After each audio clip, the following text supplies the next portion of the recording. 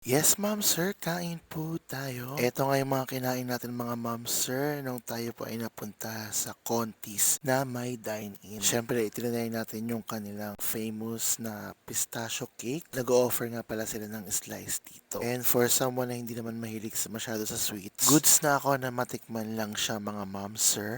Medyo itong part na to, medyo compact na siya at hindi na ganun ka-crunchy yung mga elements niya. Pero okay pa rin naman. May konting notes ng pistachio pero medyo matamis siya for my liking. Itong parang Melba toast na may tatlong dip ang pinaka na-enjoy ko dito mga ma'am, sir. Parang cranberries or parang mixed berries, tas pesto at saka yung truffle. Masarap siya mga ma'am, sir. Ito yung isang mataas yung expectations ko pero parang hindi siya masyadong masaya for me. Medyo na over sa gravy mga ma'am, sir. Malambot naman yung beef. Hindi lang siya ganun ka-beefy and pagka-creamy yung kanyang gravy. And then ito yung kanilang baked salmon mga ma'am, sir. Famous din yan dito. Saktuhan naman yung lasa niya. Creamy yung bechamel. May konting lansa lang. Parang kulang ng konting lemon or dill. Medyo may expectations ako pero overall decent naman yung dish na ito. Yun lang mga ma'am, sir. This is your Mark. Maraming salamat. Enjoy!